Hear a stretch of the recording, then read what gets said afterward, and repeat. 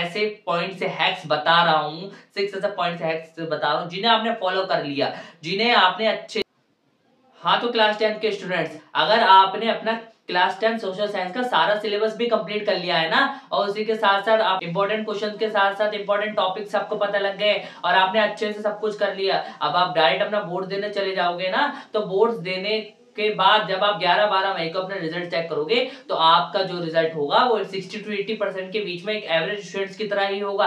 90% से ऊपर आपके सोशल साइंस में मार्क्स फिर भी नहीं जाएंगे। ऐसा क्यों होगा वो मैं इस वीडियो के अंदर एक स्टोरी से आपको समझाना चाहता हूँ। देखो, स्टोरी है दो लड़के की, एक लड़के का नाम है रमन, एक लड़के का नाम है चमन। रमन और चमन क्लास 10 के अंदर एडमिशन लेते हैं। जब वो क्लास 10 के अंदर एडमिशन लेते हैं तो वो दोनों सोचते हैं कि बहुत मेहनत करेंगे, जैसे कि हर एक नॉर्मल स्टूडेंट सोचता है। स्टार्टिंग में उनसे बिल्कुल मेहनत होती नहीं है, प्री बोर्ड तक वो बिल्कुल गुमशुदा रहता है, मतलब कुछ पढ़ा लिखा नहीं होता। जब प्री बोर्ड में उन दोनों के नंबर एक एवरेज स्टूडेंट की तरह यानी 60-65% के बीच में आते हैं तो वो दोनों घबरा जाते हैं कि 9th में जो हमारा 90% का स्कोर था वो 60 to 65% के बीच में कैसे पहुंच गया। तो इस बात को घबरा कर फिर इसके बाद रमन और चमन दोनों एक दूसरे से बात करना बंद कर देते हैं, जो कि एक अच्छे दोस्त है, और एक अलग अलग राह पे निकल पड़ते हैं। दोनों अच्छे से बहुत प्रैक्टिस करते हैं और बोर्ड्स दे के आते हैं। जब बोर्ड्स दे के आते हैं तो लोगों को लग रहा था कि जो रमन है वो ज्यादा हाईएस्ट मार्क्स स्कोर करेगा। ऐसा क्यों? क्योंकि जो रमन था वो हर आंसर का प्रॉपर, हर क्वेश्चन का प्रॉपर आंसर दे रहा था क्लास के अंदर। सारे टेस्ट के अंदर जो है वो अच्छे से थ्योरी वाले पोर्शन में सारे मार्क्स अच्छे स्कोर कर रहा था। वहीं प्रैक्टिकल जो टिपिकल वाले क्वेश्चन थे उसमें वो इतना अच्छा नहीं कर रहा था, लेकिन मेजरली थ्योरेटिकल पोर्शन था तो इसलिए वो अच्छा सारा खासा स्कोर कर रहा था और सबको यही लग रहा था कि रमन आगे निकलेगा। वही चमन जो था वो टिपिकल क्वेश्चंस में तो थोड़ा बहुत, मतलब जो पॉइंटर्स क्वेश्चंस होते थे उनमें कर लेता था, थोड़ा बहुत वो मतलब वैसे लिख देता था जैसे टीचर को एवरेज मार्क्स उससे दे सके, लेकिन वो रिजल्ट वो नहीं ला रहा था जो रमन ला रहा था। तो लोगों को लगा कि रमन का रिजल्ट बहुत अच्छा आएगा। अब 12 मई को दोनों का रिजल्ट आता है। जब 12 मई को दोनों का रिजल्ट आता है तो लोगों को पता लगता है कि जो चमन था उसके 93% आए हैं और वहीं जो रमन था उसके सिर्फ 78% आए हैं। तो इन दोनों के बीच में ये जो प्रॉपर लगभग 15% का गैप रहा, ये क्यों रहा? ये सब लोग सोचने लगते हैं कि जबकि रमन ऐसा लग रहा था कि वो आगे निकलेगा और चमन पीछे निकलेगा। देखो, फिर रमन और चमन के पेरेंट्स और टीचर्स आपस में बात करते हैं। जब उन्हें पता लगता है कि ऐसी कुछ गलतियां थी जो रमन ने करी और जो चमन ने नहीं करी, जिस वजह से जो है चमन निकला गेम चेंजर और रमन का जो स्कोर था वो बढ़ा तो, लेकिन उस लेवल का नहीं बढ़ा जिस लेवल की वो मेहनत कर रहा था। वो सब 10 गुनी मेहनत कर रहा था, लेकिन उसका स्कोर इतना नहीं बढ़ा। 63% जो उसके मार्क्स थे 78%, यानी ऑलमोस्ट आप कह सकते हैं 10 और 5 लगभग वही 15% बढ़ा। वही जो उसका स्कोर था वो 30%, यानी उससे डबल बढ़ा। कैसे? ये कैसे हुआ? तो यही इस वीडियो के अंदर मैं आपको समझाऊंगा बहुत डिटेल में कैसे क्लास 10 सोशल साइंस का एग्जाम लिखते हैं। और मेरे खुद के 63 मार्क्स आए थे out of 80 in pre board of class 10, लेकिन बोर्ड्स के अंदर मेरे 80 आउट ऑफ 75 आउट ऑफ 80, ठीक है, और टोटल में 100 में से 95। तो ये कैसे इतना बड़ा जंप मैंने लगाया और कैसे इतना बड़ा जंप चमन ने लगाया, तो इसी पूरी स्टोरी को प्रेजेंटेशन हैक्स के थ्रू समझेंगे आज के इस वीडियो के अंदर। तो करते हैं आज के वीडियो की शुरुआत। Let's start.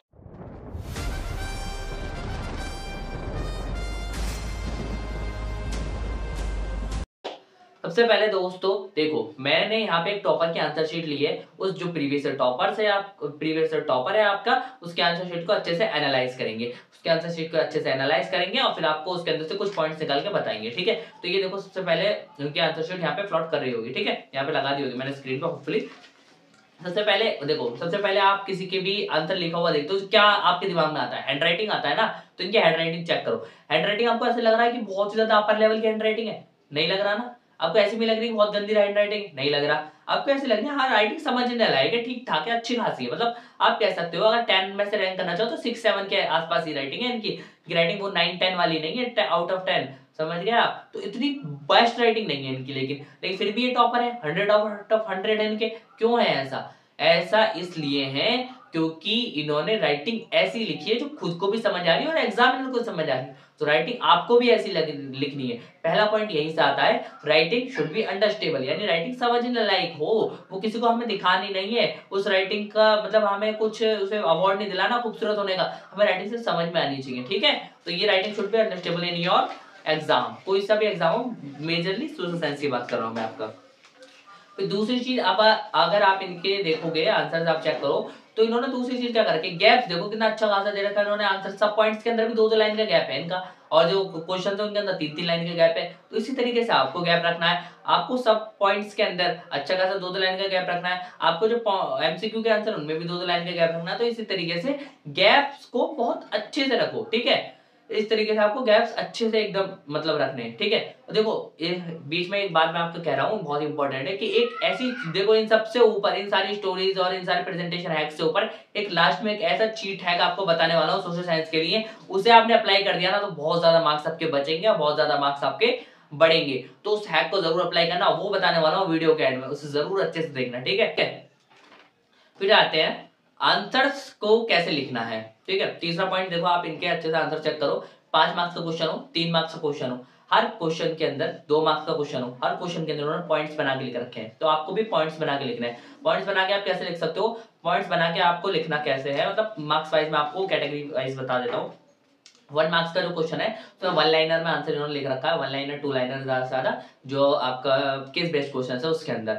बाकी देखेंगे आप एमसीक्यू तो उसमें 1 वर्ड आंसर इन्होंने लिख रखा है, ठीक है। 2 मार्क्स क्वेश्चन आता है आपका तो उसमें मिनिमम 2 पॉइंट्स लिख रखे हैं इन्होंने, मैक्सिमम 3 पॉइंट यहाँ गए हुए हैं, तो वही आपको करना है, ठीक है। 4 मार्क्स के पे 3 मार्क्स के पे आते हैं तो 4 to 5 पॉइंट्स आपको यहाँ पे लिखने हैं। 1 पॉइंट एक्स्ट्रा क्यों लिखवा रहा हूँ मैं मार्क्स के हिसाब से, इसलिए लिखवा रहा हूँ जिससे कि ये आपका बैकअप प्लान की तरह बना रहे, ओके, ठीक है। और फिर 5 मार्क्स मतलब आप इतने पॉइंट्स तो याद करके जाओगे ना, जब जाके आपको एक आध पॉइंट भी कम हुआ तो फिर आप उतने लिखे आओगे, ठीक है। 5 मार्क्स वाले में आपको 6 to 7 पॉइंट्स तक लिख देने हैं, ठीक है। मिनिमम 6 जाना, मैक्सिमम 7 जाना, बस इससे ज्यादा जाने की जरूरत भी नहीं है, उससे कम भी मत जाना, कोशिश करना कि इसके बीच में ही कहीं आप लिख रहे हो, ठीक है। फिर इसके बाद अब इनके आंसरशीट पे एक और बार नजर डालो अच्छे से। अब ये बता देखो कि इन्होंने कितना सेक्शन वाइज और कितना सीक्वेंस वाइज लिख रखा, पूरी आंसरशीट अच्छे से देखो एक बार, ठीक है। देखो इन्होंने सीक्वेंस वाइज से अगर आप देखोगे कितना सीक्वेंस वाइज लिख रखा है, तो आप इनका देखो सेकंड पेज या थर्ड पेज पे इन्होंने देखो सेक्शन डी कर दिया है, पहले इन्होंने डाला सेक्शन बी, फिर उसे काट के उन्होंने सेक्शन सी कर दिया है, ठीक है। सेक्शन सी या सेक्शन डी कर दिया है। जो इनका सेक्शन सी या सेक्शन डी 5 मार्क्स वाले क्वेश्चन है इन्होंने वो कर दिए, बताओ मतलब इन्होंने काटा, कटिंग भी करी है, कटिंग के मार्क्स क्यों नहीं कटेंगे, तो कटिंग उन्होंने तमीज से करी। देखो इन्होंने सेक्शन सी लिखा था उस पर 2 या 3 बार इन्होंने आराम से पेन चला, हम कटिंग करेंगे कच कच कच ऐसे करके, ये बिल्कुल गलत तरीका है, ये आपको बिल्कुल भी नहीं करना है, और ये गलती आपको बिल्कुल नहीं करनी है, गलती आपको, ठीक है। फिर उसके बाद आगे बढ़ते हैं। आगे देखो तो इन्होंने देखो सीक्वेंस वाइज इन्होंने ऐसे कर रखा है, जो इन्हें आ रहा है वो इन्होंने करा, तो इसी तरीके जो आपको है वो आप करो। सबसे पहले सीक्वेंस वाइज आपको करना है तो आप क्या करो, सबसे पहले एक ऐसा सेक्शन ढूंढ लो जिसके अंदर आपको सबसे ज्यादा मेजर क्वेश्चंस आते हैं, वो सेक्शन सबसे पहले वो कर दो ना।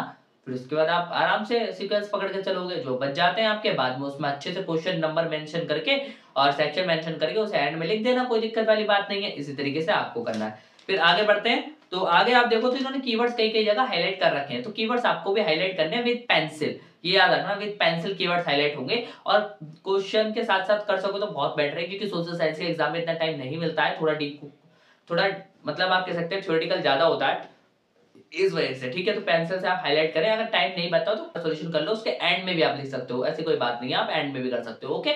तो वो कर सकते, नहीं मिलता तो कोई बात नहीं, आपने कीवर्ड हाईलाइट नहीं करा तो भी इतनी वो दिक्कत नहीं, लेकिन कीवर्ड एक काम करना, कीवर्ड को थोड़ा बोल्ड लिख देना, है ना, ऐसा कर सकते हो आप कि बोल्ड लिख दो कीवर्ड्स को, या जब ये हेड टू हेड अंडरलाइन कर दो तो ये अच्छा रहेगा, तो एग्जामिनर के दिमाग में एक पॉजिटिव इमेज बनती है, ठीक है। देखो अब आते हैं 6 पे। अब देखो इनके जो आंसर शीट आप इसमें अच्छे से चेक करो तो इन्होंने कहीं भी ब्लैक पेन का इस्तेमाल नहीं कर रखा है, ठीक है। वैसे आपको शायद सब ब्लैक ही दिख रहा हो, लेकिन ब्लैक पेन का इस्तेमाल इन्होंने नहीं कर रखा है, ठीक है। तो ब्लैक पेन का इस्तेमाल बिल्कुल भी आपको नहीं करना है, और इसी के साथ साथ आपको ब्लू पेन का इस्तेमाल मेजरली करना है, सबसे ज्यादा इस्तेमाल आपको ब्लू पेन का करना है। पेंसिल का इस्तेमाल हाईलाइटिंग के लिए, कीवर्ड हाईलाइट करने के लिए और मैप्स के अंदर करना है खास करके, ठीक है। पेंसिल का इस्तेमाल इसलिए करना है, ठीक है। अब आप देखो मैं आपको चीट हैक बताऊं उससे पहले बता दूं, मैंने आपको टोटल 6 ऐसे पॉइंट से हैक्स बता रहा हूं, 6 ऐसे पॉइंट से हैक्स बता रहा हूं जिन्हें आपने फॉलो कर लिया, जिन्हें आपने अच्छे से लगा लिया, तो आपके मार्क्स बहुत ज्यादा 2x 30% तक बढ़ सकते हैं आपके मार्क्स, समझ रहे हो, 2x स्पीड में बढ़ेंगे आपके मार्क्स। मैंने बताया ना कि तो उसने सिर्फ 15% का ग्रोथ करा, उसने केवल उसने कैसे 30% का ग्रोथ कर दिया। तो यही सारे पॉइंट्स हमारे चमन ने लगाए थे जो रमन ने नहीं लगाए, ठीक है। तो आपको ये लगाना है, आपको चमन बनना है, ठीक है। फिर आगे बढ़ते हैं। चीट हैक ये है कि सोशल साइंस के एग्जाम में आप क्या, सोशल साइंस के अंदर क्या सबसे ज्यादा डिफिकल्ट लगता है, डेट्स डिफिकल्ट लगती है ना, डेट ही मेंशन मत करो। आप कहो क्या कह रहे हो भैया, ऐसे तो मार्क्स कर जाएंगे, नहीं, मैं यूँ नहीं कह रहा कि कहीं भी डेट्स मेंशन ना करो, ऐसी बहुत सी जगह होंगी, जैसे मान लो कि 4 जगह टोटल डेट लिखने को आएँगे, आपको 2 जगह याद है, 2 जगह याद नहीं है, 2 जगह लिख दो डेट, 2 जगह लिखने की जरूरत भी नहीं है, आप उसकी जगह क्या कर सकते हो, आप वहाँ पे डिकेड लिख सकते हो, मतलब उसका अल्टरनेटिव ढूँढने की कोशिश करो, क्या वहाँ पे डिकेड लिख सकते हो, मतलब कि इन द सेंस आप समझो, मान लीजिए कोई घटना हुई 1995 में, आप लिख दो कि 1990s के दशक में कोई घटना हुई थी, तो इस तरीके से भी एग्जामिनर को कहेगा ओके कोई भी दिक्कत नहीं है, आपने पर्टिकुलर डेट नहीं लिखी तो आपके मार्क्स नहीं काटेगा अगर आपने डिकेड लिख दिया। तो इस तरीके से आप ये कर सकते हो, डिकेड नहीं आ रहा तो कोई बात नहीं, डेट छोड़ दो, आधा मार्क्स ही तो कटेगा डेट का, वहीं अगर आपने अगर डेट गलत लिख दी तो उसका 1 मार्क्स कट जाएगा। तो इस तरीके से आपका ये डेट्स वाला पढ़ना तो बिल्कुल सॉल्व हो रहा था कि डेट्स आपको वहां लिखनी है जहां आए, जहां नहीं आनी वहां डिकेड लिखने की कोशिश करो, जहां डिकेड नहीं लिख सकते वहां आप क्या करो, वहां डेट ही छोड़ दो, वरना आपका मार्क्स ज्यादा कटेगा। ठीक है, अगर आपको बिल्कुल श्योर नहीं है, आप बिल्कुल श्योर हो, वहां लिखो डेट, कोई दिक्कत वाली बात नहीं है, उससे अच्छा इंप्रेशन ही पड़ेगा एग्जामिनर पे। तो आई होप, आशा करता हूँ आज की वीडियो अच्छी लगी हो, वीडियो अच्छी लगी हो लाइक कर देना। देखो यार, सब्सक्राइब करके फिर अनसब्सक्राइब करो, बहुत गलत चीज है आपकी, सब्सक्राइब करो, सपोर्ट करो, जल्दी से 1K कराओ, और आपको बहुत ज्यादा कंटेंट इस चैनल पे प्रोवाइड कराने वाला हूँ। नेक्स्ट सेशन जो आने वाला है उसके पूरी तैयारी कर रहा हूँ, क्योंकि अब तो मैं बोर्ड्स वगैरह से फ्री हो जाऊंगा, तो पूरा फोकस मेरा इसी चैनल पे रहेगा, बिल्कुल कंसिस्टेंट रहने की कोशिश करूंगा इस चैनल पे, जो हो सकता है मैं सारे पूरे YouTube से बेस्ट कंटेंट आपको देने की कोशिश करूंगा, जितना मैं कर सकता हूं। आप मुझे सपोर्ट करोगे उतना हम ग्रो होंगे, उतना इस पे हम मनी भी लगा पाएंगे, जितना हम आप हमें सपोर्ट करोगे उतना हम फाइनेंशियली स्टेबल होंगे, फाइनेंशियली स्टेबल होंगे तो आपको अच्छा कंटेंट मिलेगा। तो आप हमें देखो, फाइनेंशियली मेरा कहने का मतलब ये नहीं कि आप मुझे सुपर चैट वगैरह करो या पेटीएम पे मदद करो, मैं किसी से यहाँ पे पेटीएम वगैरह पे कोई मदद लेने नहीं आया, बहुत सारे लेते होंगे, मुझे कोई फर्क नहीं पड़ता इससे, बस आप मुझे सब्सक्राइब करके लाइक करके मुझे सपोर्ट करें बस। ओके, और आने वाले टाइम में भी मैं आपसे कभी भी कोई फाइनेंशियल असिस्टेंस नहीं मांगूंगा। हाँ, बैचेस बैचेस वगैरह अगर कभी फ्यूचर में हमारे लॉन्च होते हैं तो उसके लिए वो बात अलग होती है, लेकिन मैं कभी भी आपसे फाइनेंशियल असिस्टेंस नहीं मांगूंगा। क्यों? क्योंकि आप मेरी ऑडियंस हो, आप मेरे व्यूअर्स हो, आप मेरे कस्टमर्स नहीं हो। ठीक है, तो मिलता हूँ आपसे नेक्स्ट वीडियो में, जब तक के लिए जय हिंद जय भारत।